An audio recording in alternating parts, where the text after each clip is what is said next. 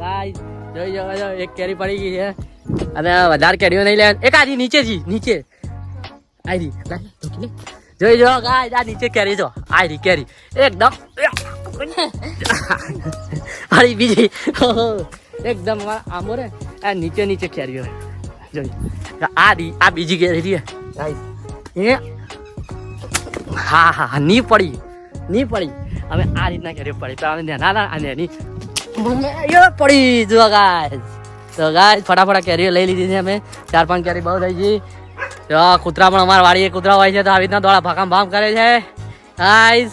પછી અમારે કેરી ચલી લેજો એક કેરી 2 3 4 બહુ બધી કેરીઓ છે.